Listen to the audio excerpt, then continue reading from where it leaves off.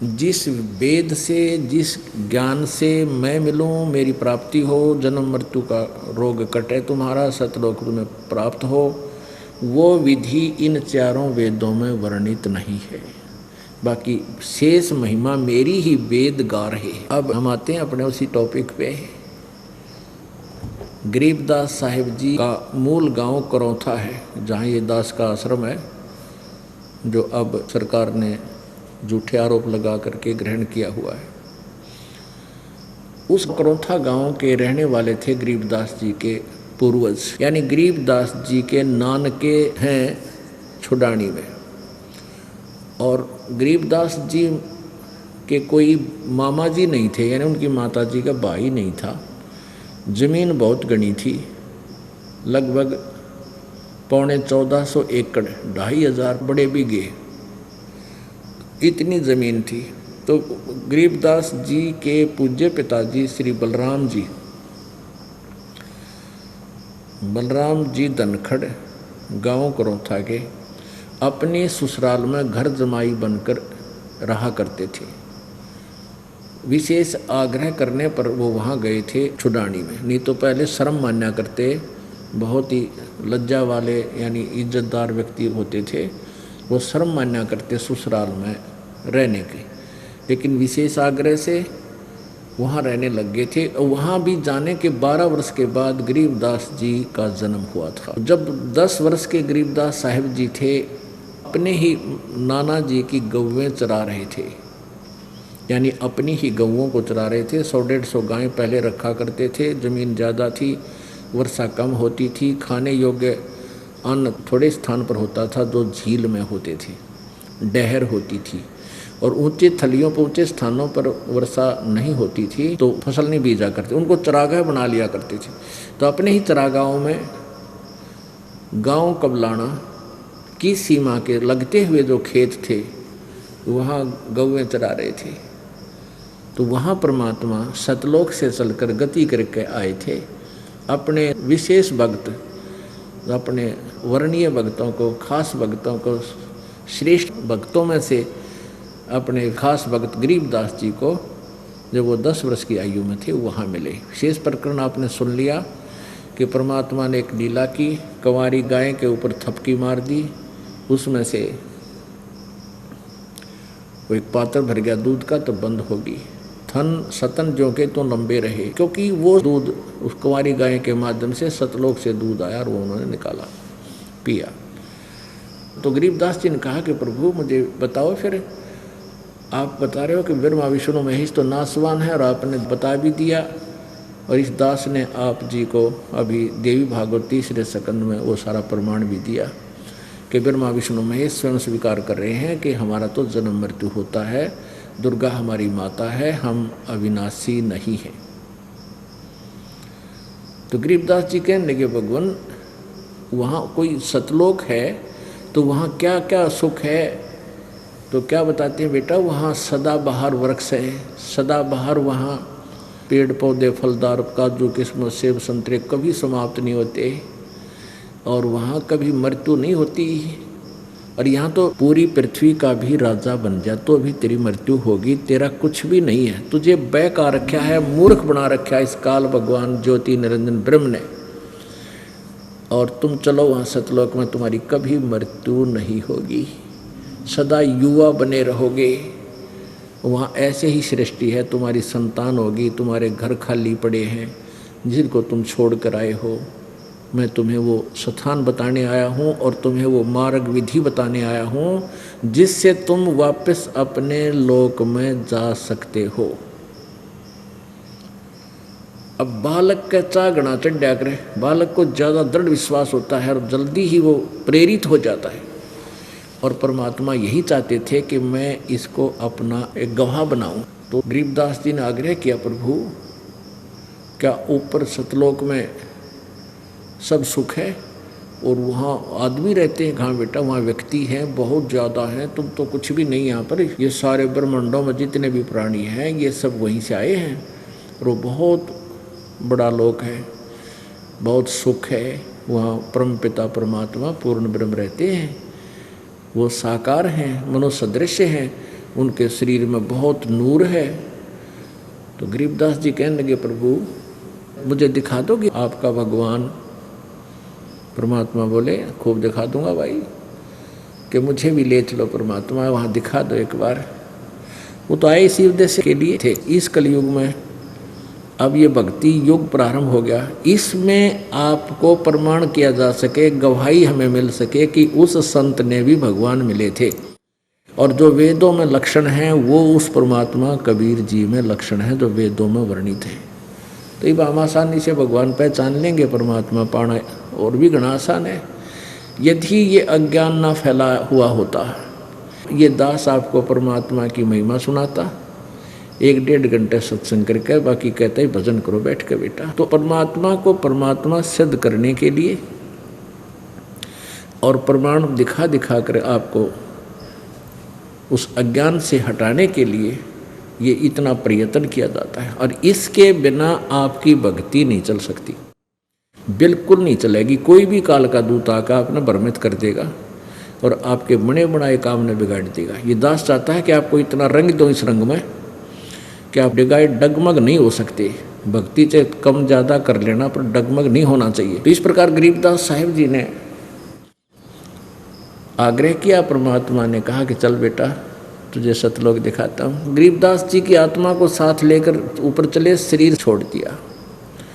ऊपर ब्रह्मा जी का लोक दिखाया, विष्णु जी की राजधानी दिखाई, शिव जी का लोक दिखाया, फिर एक कॉमन स्वर्ग नरक इकट्ठा ही है वो दिखाया, फिर सब लोकांतरों में घुमाते हुए महास्वर्ग दिखाया, जिसमें नकली सतलोक, नकली अलखलोक, नकली अगमलोक, नामी लोक इस काल ने ये नकली बना रखे हैं एक ब्रह्मांड में धोखा देने के लिए। उनको पता है कि परमात्मा का संदेश वाहक आएगा ऊपर से और वो यहाँ सतलोक की जानकारी देगा। तो उससे पहले ये नकली संतों से सतलोक का डंडोरा पिटवा कर लाखों करोड़ों व्यक्तियों को गुमराह करवा देता है, और दुर्गा से नकली ये सतलोक अलखलोक ये सब बनवा देता है। तो परमात्मा आकर के, या उनके जैसे गरीबदास साहिब जी ने आकर के बताई थी, उसकी नकल करके इन नकली संतों ने परमात्मा कबीर जी का एक शब्द ले लिया, करने नो दीदार महल में प्यारा है। उसमें 32 कली है। उसके आधार से इन्होंने सतलोक तो सुन लिया और अगमलोक नामी लोक भी पढ़ लिया, लेकिन वहाँ जाने की विधि इनके पास है नहीं। तो उस ज्ञान का लाभ क्या हुआ?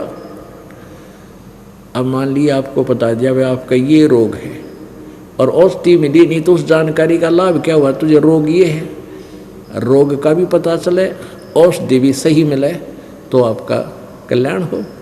तो इन नकली संतों पंथों के पास 2-3 पंथ हैं, राधा स्वामी पंथ, धन धन को सतगुरु पंथ, ये जय गुरुदेव पंथ और ये ठाकुर सिंह वाला पंथ, ये सारे नकली पंथ हैं। इनमें नकली 5 नाम दिए जाते हैं। ये 5 नाम काल के धन धन सतगुरु पंथ, इसमें 5 की बजाय 3 कर दिए, और तीनों पर्यायवाची शब्द हैं उस अविनाशी परमात्मा की महिमा के। अकाल मूर्त, शब्द स्वरूपी राम और सतपुरुष। अकाल मूर्त का अर्थ है जिस परमात्मा की मूर्ति यानी साकार शरीर का कभी नाश ना हो, कभी काल ना आवे। अकाल मूर्त मीन अविनाशी परमात्मा। और शब्द स्वरूपी राम, शब्द कभी नष्ट नहीं होता। शब्द इसलिए मालिक की अविनाशी परिभाषा को ही सिद्ध करता है। शब्द स्वरूपी यानी अविनाशी परमात्मा, राम कहो परमात्मा कहो। और फिर सतपुरुष, पुरुष माने परमात्मा, सत माने अविनाशी, अविनाशी परमात्मा। अब ये तो वो रटना होगी, जल पानी नीर, जल पानी नीर, जल पानी नीर करते रहो सारी उम्र, कदे भी ना मिला जल पानी नीर। जल कहो चाहे पानी कहो चाहे नीर कहो, वो मिले कैसेगा? ऐसी रटना से नहीं, उसकी विधि अलग है। जैसे हैंड पंप लाओ, पाइप लाओ, फिर उस बोकी मारो और फिर वो बोकी वहाँ तक पहुँचे, फिर हैंड पंप लगा के फिर वो जल पानी नीर निकालो। जल कहो चाहे पानी, वो तरीका और है। उस अमर पुरुष, सतपुरुष, उस अकाल मूर्त को पाने की विधि इस दास के पास है। इन 3 नामों का बार बार गुणगान करने से कुछ नहीं मिलेगा। ऐसे ये 5 नाम देते हैं राधा स्वामी वाले, जय गुरुदेव वाले, वो एक ही कुएं का पानी है ये सारा। वैसे धन धन सतगुरु पंथ, सच्चा सौदा सरसा वाला, जगमान वाली वाला, और ये ठाकुर सिंह का पंथ, और ये राधा स्वामी पंथ दिल्ली में है जो कृपाल सिंह जी वाला मिशन है, ये सारे एक के कुएं का पानी के 5 नाम देते हैं, और वो 3 नाम बदल दिए, वो भी उसी ज्ञान पर आधारित है जो शिवदयाल जी का मूल ज्ञान है। और शिवदयाल जी ने कै खे का भी नहीं पता, अध्यात्म ज्ञान का कति कै खे का भी नहीं बेरा। शिवदयाल जी को राधा स्वामी पंथ के प्रवर्तक कहलाते हैं, आगरा वाले। अपने आत्मा ये दास इसलिए बुरा लग गया है कि मैं सच्ची कहता हूँ, और सच्ची कहना स्वीकार्य होता नहीं, पर हो जाएगा उसका बेड़ा पार है। अब जिसने यह सच्चाई सहन होगी और अपने सदग्रंथ दोबारा देख लेंगे तो उनका कल्याण हो जाएगा। अब जैसे नकली डॉक्टर होता है ना, वो नकली काम कराया करे।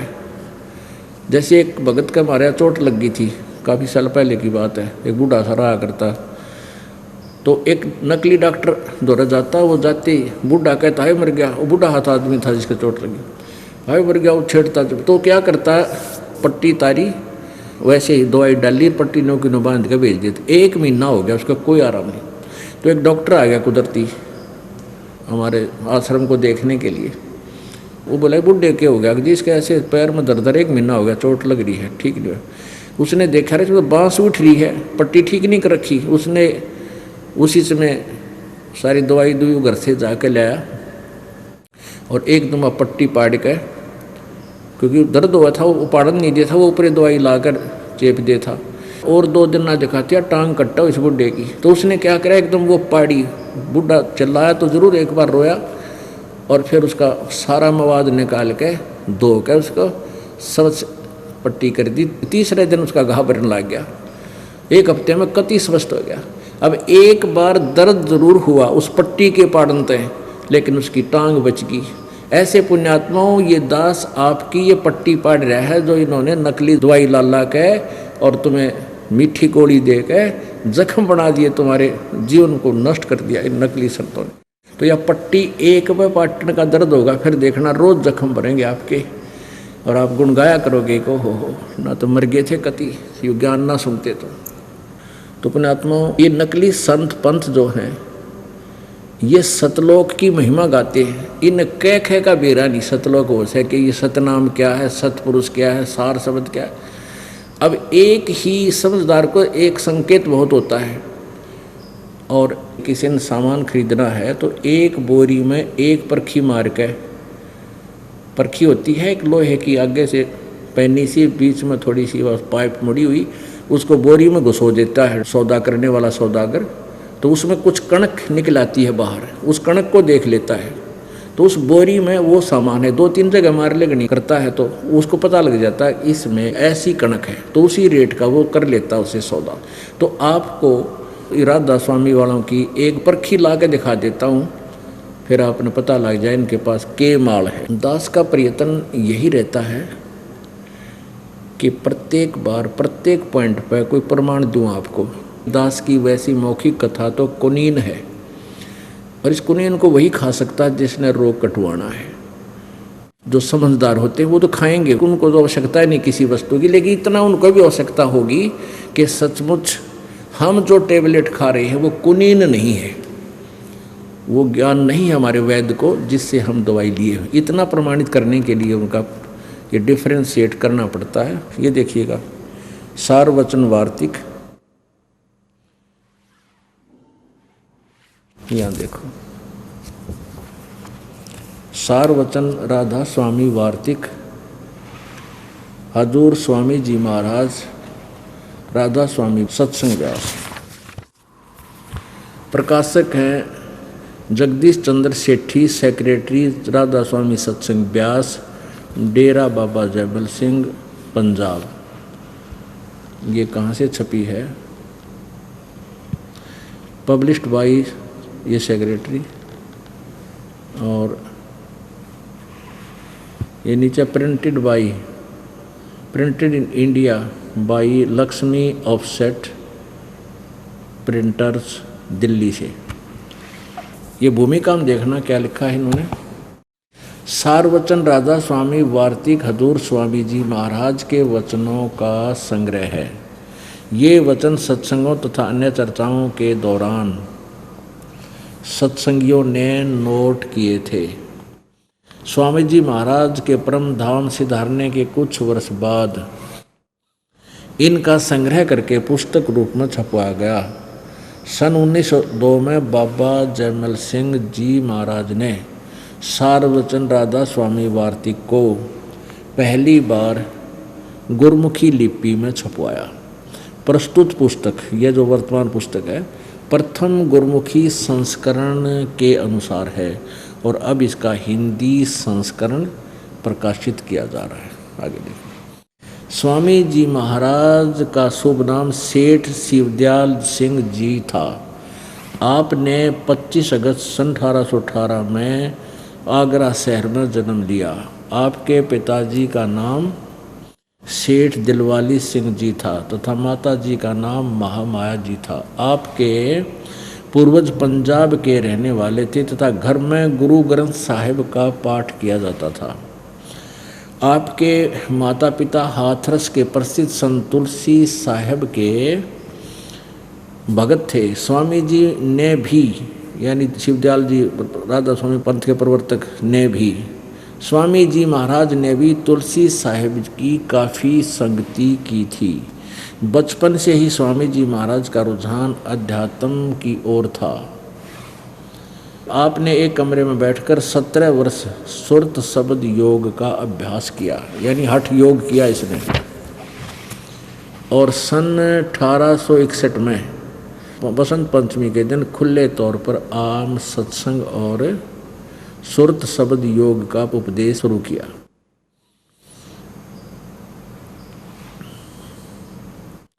ये जो पुस्तक हम पढ़ रहे हैं, ये सत्संग वचन है शिवदयाल जी महाराज, फाउंडर ऑफ राधा स्वामी पंथ। और इस राधा स्वामी पंथ से ही धन धन सतगुरु, सच्चा सौदा, सिरसा और जगमाल वाली 2 पंथ अलग से बने हुए हैं, उसी से निकले हुए। क्योंकि बाबा जयमल सिंह जी का उत्तराधिकारी संत थे बाबा सावन सिंह जी। बाबा सावन सिंह जी के शिष्य थे बिलोचिस्तानी सामस्ताना जी, जिनका नाम श्री खेमामल जी था। और उन्होंने सिरसा में आकर के अपना अलग से ये स्थान बनाकर वहाँ प्रचार शुरू कर दिया। और आप ही ये नामदान करने लगे। आगे आके वो 5 नाम भी छोड़ दिए, ये 3 नाम देने लगे। सावन सिंह जी उनके गुरुजी थे और सावन सिंह जी के ही चेले थे कृपाल सिंह जी, तो दिल्ली में आकर के उन्होंने अलग से राधा स्वामी पंथ का डोल पीट दिया। पता कह भी कोई नहीं इनको। जब शिवदयाल जी को ज्ञान नहीं था, इनको ज्ञान कहाँ से होगा? अंडरस्टूड है। अगर हमारे कबीर साहब जी के ज्ञान कोई फेल कर देता है तो हमें ज्ञान कहाँ से आया? कबीर साहब क्या अनुयायी बने बैठे? तो कबीर जी का ज्ञान फाइनल ओके है तो हमारा ज्ञान वही है जो कबीर जी वाला है। तो इसलिए हमारा ज्ञान सही है, क्योंकि हमारा कबीर जी का ज्ञान वेदों ने समर्थन किया है, उनकी महिमा वेदों ने गाई है। तो अब शिवदयाल जी को कितना ज्ञान था इसको देख लो, फिर पता लग जाएगा। इनको कह पता नहीं था सतलोक और सचखंड का। ये काल के द्वारा प्रेरित पंथ है, सारा काल साधना है और सभी काल के जाल में पक्की तरह जकड़ रखे हैं। अब सुनने को तैयार नहीं श्रद्धालु, क्योंकि 2-3 पीढ़ी बीत गई, परंपरा सी पड़ गई।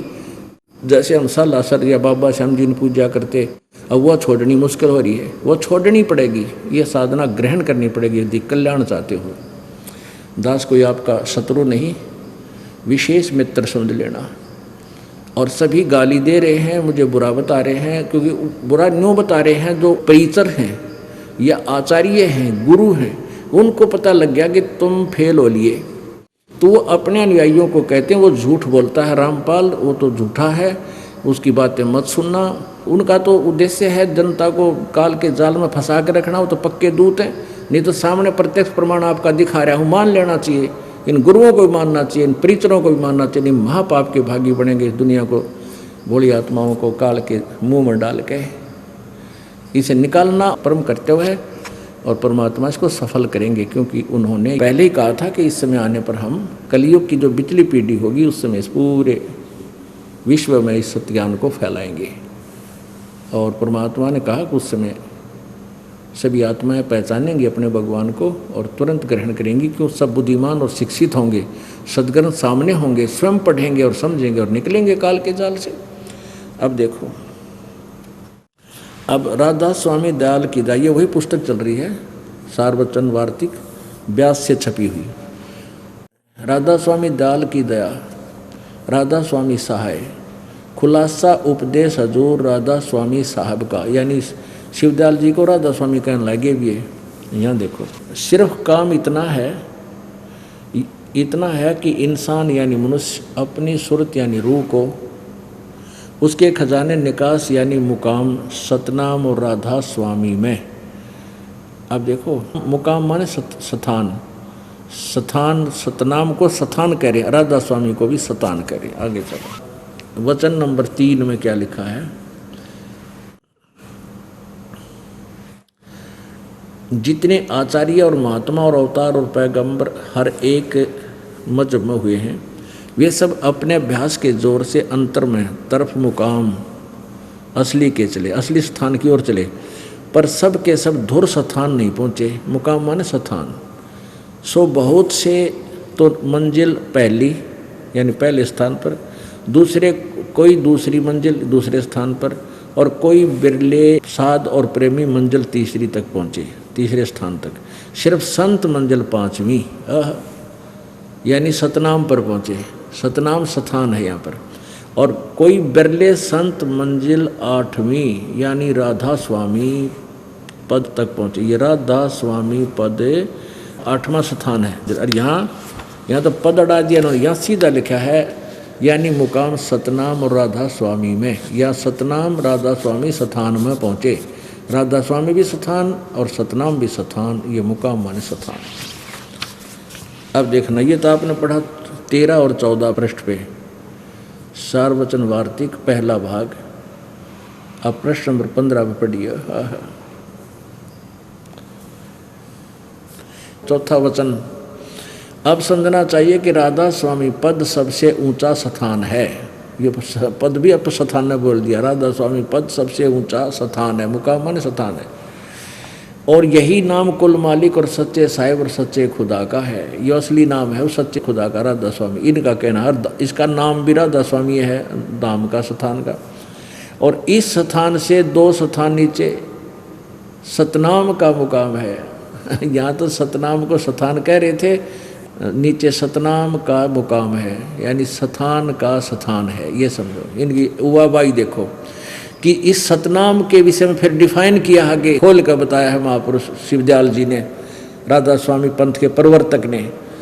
इस सतनाम की, जिसको संतों ने सतलोक भी कहा, सतनाम को सचखंड भी इसी को कहा, सतनाम को, और सार शब्द और सत शब्द और सतनाम और सतपुरुष करके बयान किया है।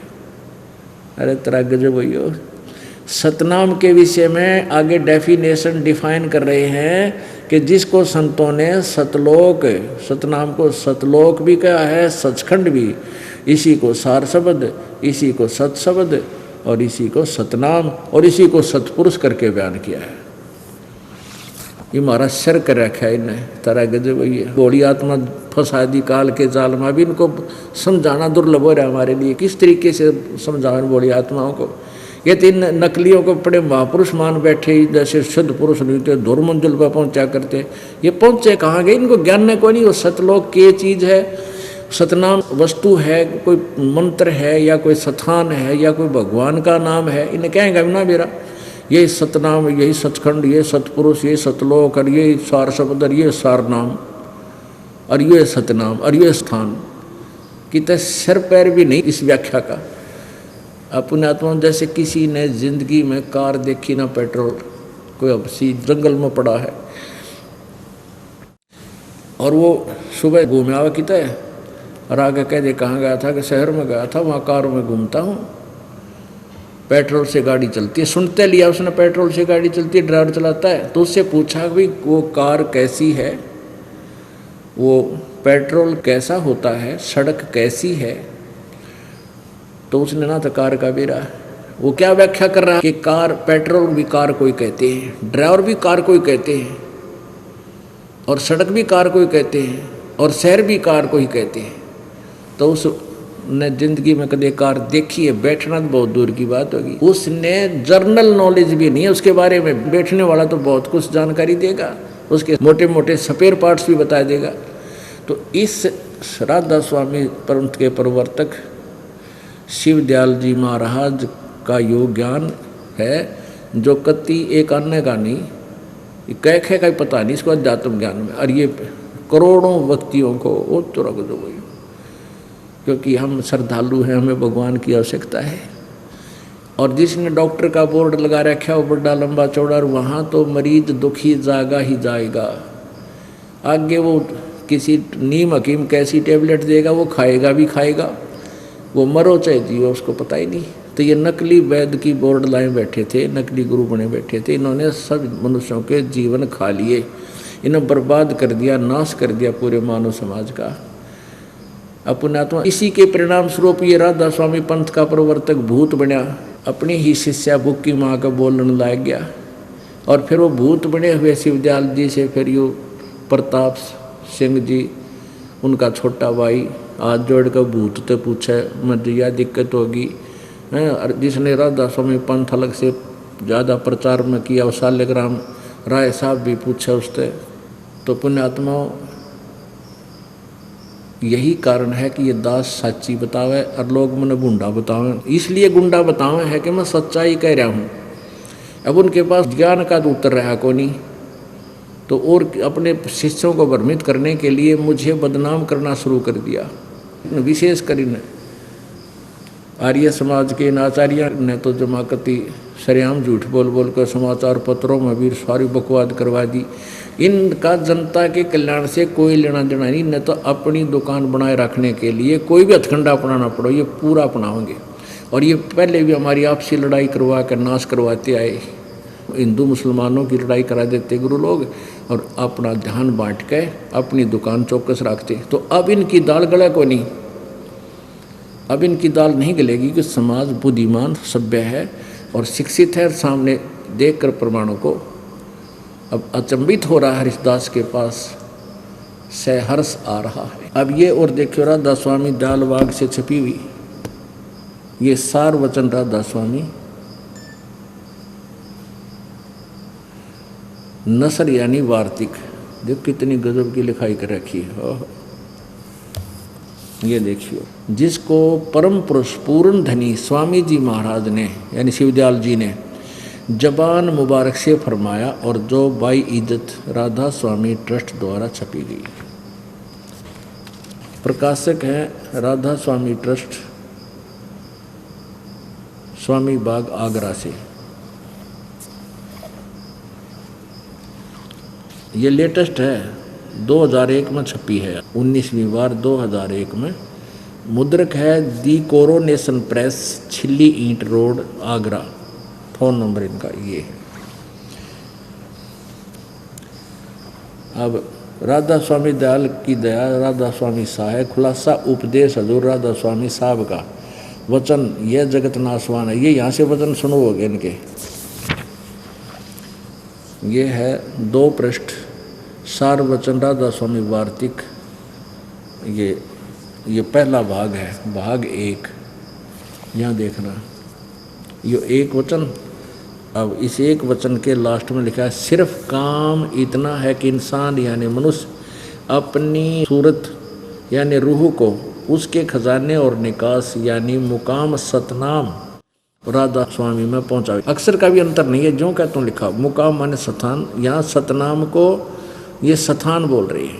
आगे देखो, अब वचन नंबर 3, जितने आचार्य और महात्मा और अवतार और पैगंबर हर एक मजहब में हुए, वे सब अपने अभ्यास के जोर से अंतर में तरफ मुकाम असली के चले, पर सब के सब धुर स्थान तक नहीं पहुँचे। सो बहुत से मंजिल पहली, मंजिल माने यहाँ देखो 1 नंबर है, या नीचे अनुवाद भी करके, मंजिल माने स्थान। तो दास ये सिद्ध करना चाहता है कि ये जो क्या बोल रहे हैं, पहुँचे तक नहीं पहुँचे। बहुत से तो मंजिल यानी स्थान पहली पर, मंजिल माने स्थान, और कोई दूसरी मंजिल पर, कोई बिरले साध और प्रेमी मंजिल तीसरी यानी तीसरे स्थान तक पहुँचे, और सिर्फ संत मंजिल 5वें स्थान यानी सतनाम पर पहुँचे। 5वीं मंजिल कहो, 5वां स्थान कहो, सतनाम पर पहुँचे। और बिरले संत मंजिल 8वीं यानी राधा स्वामी पद तक पहुँचे। ये मंजिल माने स्थान, राधा स्वामी पद को भी स्थान का है। आगे देखो अब 4 नंबर पर, 4 नंबर वचन में क्या बोला है, प्रश्न नंबर 5 पे। अब समझना चाहिए कि राधा स्वामी पद सबसे ऊंचा स्थान है और यही नाम कुल मालिक और सच्चे साहिब और सच्चे खुदा का है। और इस स्थान से 2 स्थान नीचे, मुकाम माने स्थान, इस स्थान से यानी राधा स्वामी स्थान से 2 स्थान छोड़ कर नीचे सतनाम, या भी सतनाम को स्थान कह रहे थे, मंजिल, मंजिल 5वीं स्थान का स्थान है, मुकाम माने स्थान। किते है सिर्फ फिर बालक भी ना लिखे, ये बातें जो इन्हें लिख रखी, अनजान भी ना लिखे। कि इस सतनाम के बारे में डिफाइन किया कि जिसको संतों ने सतलोक और सचखंड और सार शब्द और सतशब्द और सतनाम और सतपुरुष करके बयान किया है। इस सतनाम के ऊपर गाटा जोड़ा है भी ना, सतनाम को डिफाइन करने लगे ये महापुरुष शिवदयाल जी कि जिसको संतों ने, सतनाम मुकाम है जिसको संतों ने सतलोक, सचखंड, सार शब्द और सतशब्द और सतनाम और सतपुरुष करके बयान किया है। अरे वाह, अपने आत्माओं जिनका ज्ञान ऐसा है तो उन्हें भगवान कैसा पाया होगा, वो तो भूता बनेगा ना। उनके पास भक्ति मंत्र 5 काल के, ये जो हाथरस वाले तुलसी जी थे उन्होंने घट रामायण लिखी हैं 2 भागों में। तो घट रामायण भाग नंबर 2 के प्रश्न नंबर 27 में लिखा है, ये 5 नाम काल के जानो। ये 5 नाम तक काल के हैं, एक आदि नाम और सतनाम इनसे भिन्न है, वो है मोक्षदायक। इनको पता नहीं तीनों मंत्रों का, इसलिए ये सभी श्रद्धालु और ये संत काल के ही जाल में हैं। ये दास बिल्कुल ढोल बजा के कह रहा है, समझना चाहिए। आगे इसी में और क्या लिखा है देखो, और कमाल कर रखे। भाग 1 ये वही है, सार वचन राधा स्वामी वार्तिक, 4था हम पढ़ रहे थे, यहाँ तक पढ़ लिया। अब यहाँ और राधा स्वामी पद को अकह अनाम भी कहते हैं, क्योंकि यही पद अपार और अनंत और अनादि है और बाकी के सब मुकाम इसी से प्रगट यानी पैदा हुए हैं। और सच्चा ला मकान जिसको स्थान भी नहीं कह सकते, इसी को कहते हैं। पता कोई बात हुई या? कहते हैं राधा स्वामी पद को अकह और नाम भी कहते हैं। ये ऊपर एक श्लोक है, अकह लोक को तो सनामी को, क्योंकि यही पद अपार अनंत और नादी है और बाकी सब मुकाम इसी से प्रकट हुए पैदा हुए। और सच्चा लामकान, जैसे लाजवाब होता है ना भाई, ये तो लाजवाब है जिसका कोई जवाब ना हो, तो लामकान यानी जिसका कोई स्थान ना हो, घर ना हो, मकान ना हो, कोई ठिकाना ना हो। और सच्चा लामकान जिसको स्थान भी नहीं कह सकते और इसी को कहते हैं, यानी जिसको स्थान भी नहीं कह सकते और इसी को स्थान भी कहते हैं। आप सारी उम्र पढ़ लियो, जैसे सेंटेंस की कितना सेंस बता देता है। ये तो दास पे मेहर हुई है ताकि आपको सरल करके आपके समक्ष रख दिया। आपका शीघ्र कल्याण हो जाएगा परमेश्वर कबीर जी की कृपा से। पुण्यात्माओं, इस प्रकार परमात्मा का जो ज्ञान है सच्चे सतगुरु से ही प्राप्त होता है। परमात्मा स्वयं सतगुरु बनकर आए थे, काशी बनारस में 120 वर्ष रहे, फिर भी रह रह कर आते रहते हैं। जैसे वेद बताते हैं ये लीला कबीर जी ही करते हैं। और गरीबदास जी को सतलोक लेकर गए।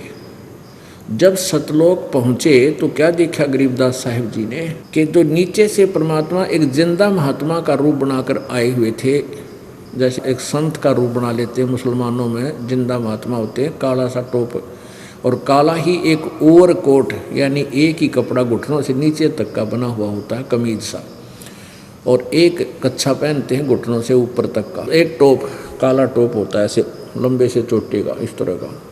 तो इस वेशभूषा में थे, इस लोक में अपने रूप को हल्का करके आए, एक से दूसरा अन्य रूप धारण करके आए। तो गरीबदास जी जब ऊपर गए कबीर परमेश्वर के साथ साथ जिंदा वाले रूप में, तो क्या देखा कि वो सतलोक के लास्ट प्लेस पर यानी तीसरे स्थान पर अंतिम छोर पर एक बहुत बड़ा गुंबद है, बहुत बड़ा गुंबद बना हुआ। उसके अंदर परमात्मा एक बहुत बड़े सिंहासन पर विराजमान थे और उनका शरीर इतना तेजों में था, करोड़ सूर्य मिला दे, करोड़ चंद्रमा मिला दे, तो भी उनकी रोशनी एक रोमकूप के सामने फीकी हो। अब वहाँ जाने के बाद दिव्य दृष्टि देखती है, ये चरम दृष्टि नहीं देख सकती, सहन नहीं कर सकती। तो गरीबदास जी ने जब देखा कि भगवान तो ये बैठे जो गुम्बज में है, कबीर देव जी आए थे नीचे, वो रूप अपने ही दूसरे रूप ओरिजिनल रूप पर चंवर करने लगा, जैसे सेवक करते हैं गुरु जी के ऊपर चंवर लेकर ऐसे।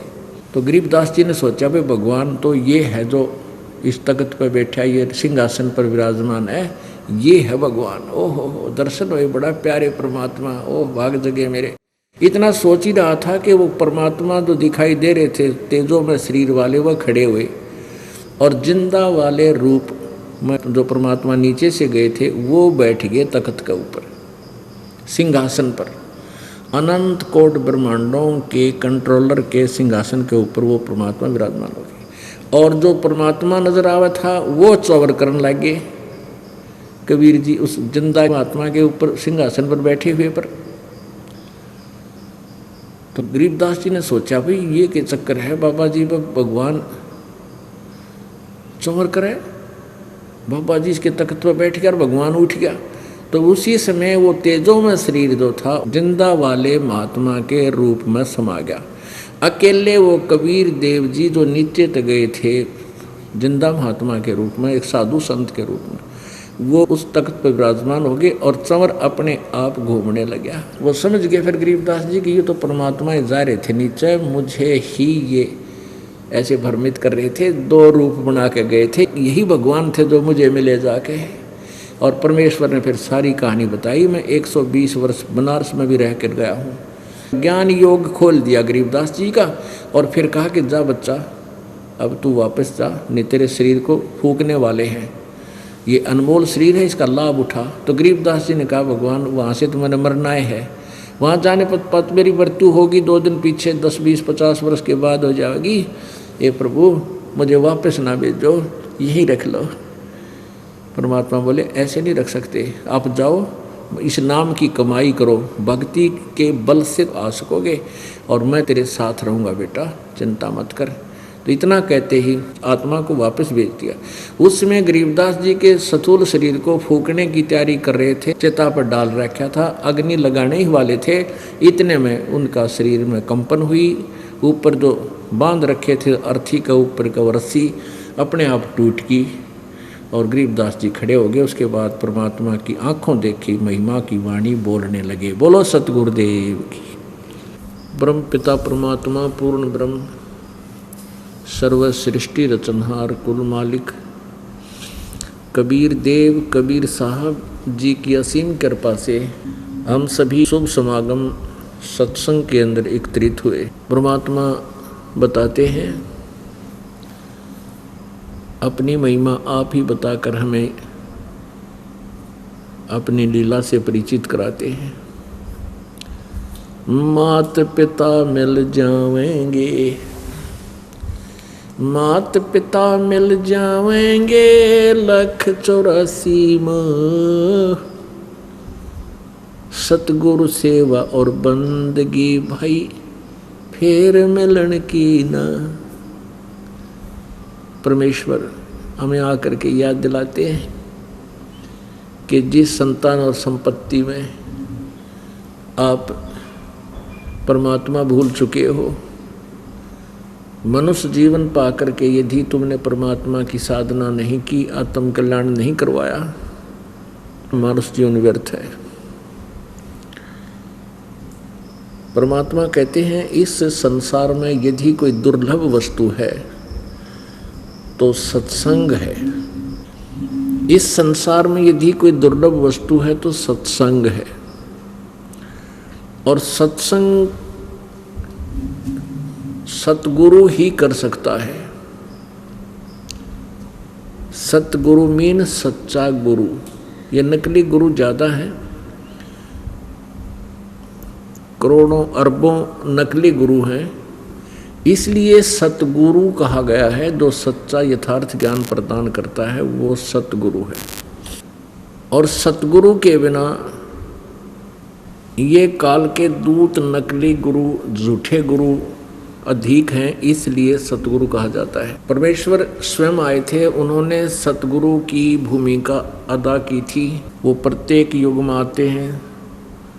सतयुग में उनका नाम सतसुकृत होता है, त्रेता में उनका नाम मुनिंदर होता है, द्वापर में परमेश्वर अपना करुणा में नाम लेकर के आते हैं, और कलयुग में वो अपने यथार्थ नाम से कबीर देव, कबीर साहब, अल्लाहु अकबर, उस कबीर नाम से वो प्रसिद्ध होते हैं।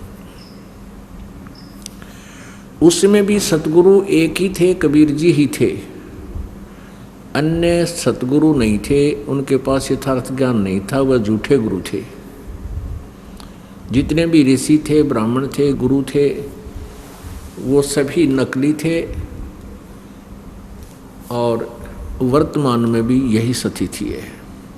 अब इस दास के ऊपर परमेश्वर कबीर जी ने, सतगुरु गुरुदेव जी ने कृपा की, यथार्थ ज्ञान से परिचित करवाया और इस दास को सतगुरु बना दिया। कबीर देव जी तो बने बनाए सतगुरु हैं, वो तो सारी सृष्टि के रचनहार हैं, और इस दास को भी ज्ञान योग दे करके, खोल करके सदगुरु बनाया। तो पुण्यात्माओं, इस संसार में, इस ब्रह्मांड में यदि कोई चीज़ दुर्लभ है, सत्संग है, और सत्संग सतगुरु ही किया करते हैं, और कोई सत्संग नहीं कर सकता। बकवाद तो कितनी किस्से पर करवा लो, नाचना गाना करवा लो, और इधर उधर की मीठी बातें कितनी बनवा लो, परंतु उनके पास सत्संग नहीं है। आज दिन के समय आपको सत्संग दिखाया था उस शिवदयाल जी महाराज का, और तेरा गजब भैया, और उनको सदगुरु की उपाधि प्राप्त थी, परम धनी हजूर जी महाराज। तो यहाँ परमात्मा अपनी एक ही वाणी में स्पष्ट कर देते हैं कि माता पिता मिल जाएंगे इस 184 माह। जैसे पशु पक्षी के, हम मान लीजिए कुत्ते के घर जन्म होगा तो वहाँ माता पिता, पक्षी बन जाएंगे, पक्षी के घर जन्म होगा तो वहाँ माता पिता, गधे बनाएंगे वहाँ माता पिता, सब जगह माता पिता मिल जाएंगे। मनुष्य जन्म होगा तो भी माता पिता और बहुत मिल जाएंगे। लेकिन सतगुरु सेवा यानी सतगुरु सत्संग, ये मिलना बहुत मुश्किल है, और बंदगी ये फिर मिलन की ना, क्योंकि अब सतगुरु मिला नहीं तो मनुष्य जीवन ही नहीं मिलेगा। मनुष्य जीवन मिला तो फिर वो नकली गुरु बहुत घने पनप जाएंगे। तो यह कृपा मालिक ने आपके ऊपर की है। जो पुण्यात्मा इसमें रह रह कर पहुँच रहे हैं, ये विशेष कृपा पात्र हैं कबीर भगवान के, उस अल्लाहु अकबर के, उस कबीर देव परमात्मा की विशेष कृपा पात्र है। भक्ति मुक्ति के दाता सतगुरु भटकत प्राणी फिरंदा, उस साहिब के हुक्म बिना नी तरवर पाथ हिलंदा। उस परमेश्वर की कृपा से ही ये सत्संग चल रहा है, नहीं तो काल को सत्संग एक आंख नहीं सुहाता। और वो चाहता है कि ये अज्ञान पूर्ण रूप से पूरी पृथ्वी पर जमा रहे, तेरा जाल सुरक्षित रहे। परमात्मा कबीर जी आते हैं या अपनी शक्ति दे करके आप साथ रह करके अपने किसी दास के द्वारा अपनी महिमा, इस यथार्थ ज्ञान का प्रचार करवाते हैं। तो वो सत्संग अब यहाँ हो रहा है, इस बरवाला आश्रम, सतलोक आश्रम बरवाला। आपके ऊपर विशेष कृपा है, आप सत्संग में आ रहे हो। जैसे आज सुबह के सत्संग में बताया था कि जैसे पिताजी के पास कोई वस्तु रखी है, छोटा सा बेटा या बेटी, बालक आकर के उसको उठाकर खड़ा हो जाता है और पूछता है, पिताजी ये क्या है? पिताजी कहता है, पेन है बेटा, ये पेन है। पेन है, पेन है। बच्चा कहता है, पिताजी 100 बार कहता है पेन है, और वो स्वीकार भी नहीं करता कि ये पेन है, और अस्वीकार भी नहीं करता क्योंकि पिताजी बता रहा है। वो उसको वहीं रख कर चल पड़ता है और खेल कूद में लग जाता है। तो जिनकी अब ये जो आप बच्चे हो, अबोध बच्चे हो, आप सत्संग में आ रहे हो और दास जो ज्ञान दे रहा है परमात्मा के द्वारा दिया हुआ वो अनमोल ज्ञान आप तक उच्चारण करके पहुंचा रहा है, तो आपको ये बात तो यकीन होती जा रही है कि गुरुजी कुछ कह रहे अच्छा ही है। लेकिन जब तक यह ऐ नहीं मिटेगी तब तक ये बालक कुछ भी गलती कर सकता है। जैसे वो बच्चे को पेन का पूरा ज्ञान नहीं तो उसको अन्य वस्तुओं का भी ज्ञान नहीं, तो वो जैसे कहीं कोई सर्प है उस सर्प को भी पकड़ देगा, वो उसको डस देगा, मृत्यु को प्राप्त हो जाएगा। और वो किसी बिजली के स्पार्किंग कर रहे तार को भी अच्छी वस्तु जानकर कैच कर लेगा, पकड़ेगा, वहाँ उसको भी डेंजर हो खतरा हो सकता है। तो ये ऐ जो है इस काल ने इतना आपको अज्ञानी बना दिया भक्ति मार्ग में, काल के दूता ने उल्टा ज्ञान भर दिया आपके अंदर। अब ये यथार्थ ज्ञान जब आपको सुनाया जाता है, आप पुण्य आत्मा है, उपदेश भी ले लिया है और दास बार बार ये कहता है कि ये लोक पर आपका नहीं है, ये बच्चे संतान संपत्ति आपकी नहीं है। तो आप सुन भी रहे हो और आप अविश्वास भी नहीं कर रहे हो, क्योंकि परमात्मा की बताई हुई वाणी है। परमात्मा क्या बताते हैं, काया तेरी है नहीं, माया कहाँ से हो, चरण कमल में ध्यान रखो, इन दोनों को खो। जब तेरी काया ही नहीं है तो ये संतान और संपत्ति तेरी कैसे हो जाएगी? बोले आदमी, कुछ विचार कर। लेकिन इस बात को आप सुनते भी हैं और बार बार सुनते हो, लेकिन वह ऐ ना मिट्टी है, वह ऐ नहीं मिट्टी है आपकी। सुनते भी हो और असत भी नहीं मान रहे हो, तो उस ऐ को मिटाने के लिए आपको रह रहकर सत्संग में बुलाया जाता है। और जब तक आपकी ऐ नहीं मिटेगी आप कभी भी मार खा सकते हो। उसके लिए परमात्मा हमें रह रहकर बताते हैं। उसके लिए हमने परमेश्वर की उस अमृत वाणी को आधार बनाना पड़ेगा कि संसार आपका मूल ठिकाना नहीं है। परमात्मा हमें क्या बताते हैं, जैसे मोती ओस का ऐसी तेरी आवे, गरीबदास कर बंदगी बहुर न ऐसा दावे। आगे गए ना बावड़े रहते भी सब जान, बिन परमेश्वर की बंदगी कहीं ठोड़ ठिकाना ना। हमारे जो पहले पूर्वज थे वो चले गए, उन्होंने आकर के हमें कुछ नहीं बता पाए कि हम वहाँ दुखी हैं या सुखी हैं, कहाँ गए, और शेष हैं ये भी चले जाएंगे। अब परमात्मा ने आकर बताया है कि बिन परमेश्वर की बंदगी की तो ठौर ठिकाना ना। जैसे आज आपके पास पूरी संपत्ति है, अच्छे संतान है, खूब बढ़िया सर्विस है, या कोई बिजनेस व्यवसाय है आपका, या कोई भी धंधा आप ठीक कर रहे हो, और पुण्यात्माओं एक सेकंड में मृत्यु हो जा, आपके कैसे हुए? ये आपके तो थे ही नहीं, आपका तो भूल लाग गई थी कि मेरे हैं, मेरे होते तो रहते यहाँ पर, हम जा नहीं सकते, नहीं जाते, कैसे छोड़ जाते अपनों को?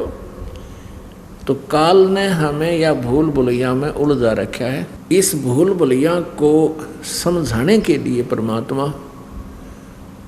रह रहकर हमें ज्ञान देते हैं और क्या याद दिलाते हैं, मन तो सुख के सागर बसरे भाई और न ऐसा यसरे। परमात्मा कहते हैं तीन लोक का राज जय कोई जीव को देवे, तीन लोक का राज जय कोई जीव को दे, और लाख बधाई के करज नहीं नाम तेने। यदि इस व्यक्ति प्राणी, इस मनुष्य को, इस जीव को तीन लोक का राज्य भी दे दिया जाए तो कहते हैं लाख बधाई क्या कर रहा है? अगर परमात्मा की भक्ति नहीं है तो फिर जीव का जीव, अर्थात अपने पुण्यों को समाप्त करके तो फिर वहीं यहीं 84 लाख योनियों में सैर सपट्टे कर रहा हुआ, कि कुत्ता बन गए, कि गधा बन गए, या अन्य पशु पक्षियों की योनियों में। मन तो सुख के सागर बस रे भाई, और ना ऐसा यश रे भाई। सर्व सोने की लंका होती और रावण से रणधीरम, एक पलक में राज बिराजी और जम के पड़े जजीरम।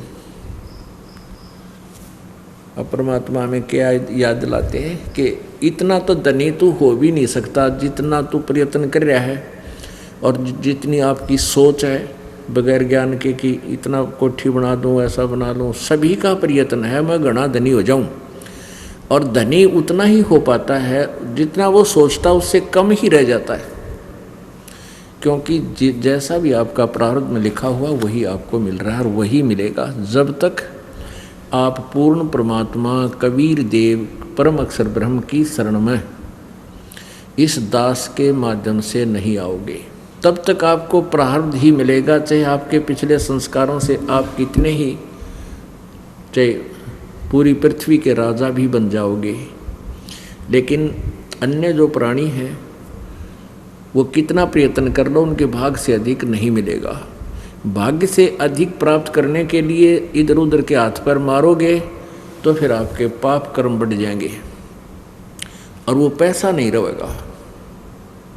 वो जो पैसा आपके भाग्य में नहीं है और आपने इधर उधर से चोरी ठगी मिलावट 2 नंबर का काम रिश्वत वगैरह करके डाके मार के वो ले भी लिया, वो पैसा नहीं रहेगा, ये गारंटीड बात है। और वो पाप जो के तो रह जाएंगे जो उस पैसे को इकट्ठा करने में आपने किए, उनको भोगने के लिए आपके पास फिर बहुत ज़्यादा कष्ट होगा। किसी का गधा बनेगा, कभी किसी का बैल बनेगा, फिर वो पूरे करने पड़ेंगे। और परमात्मा कबीर जी की शरण में आने के बाद आपको आपकी किस्मत से अधिक देगा भगवान, आपके भाग्य से अधिक देगा। उसके हाथ में कलम है मालिक के में, लेकिन वो देवेगा कैसे? जब आपकी सच्ची श्रद्धा परमात्मा में बन जाएगी। तो परमेश्वर क्या बताना चाहते हैं? मान लीजिए तेरे प्रारब्ध में सुख है, जैसे रावण के पास पूरी सोने की लंका थी, सर्व सोने की लंका थी, वह रावण से रणधीरम, यानी एक योद्धा सूरवीर भी था रावण, और एक पलक में राज बिराजी फिर काल के पड़े तजीरम।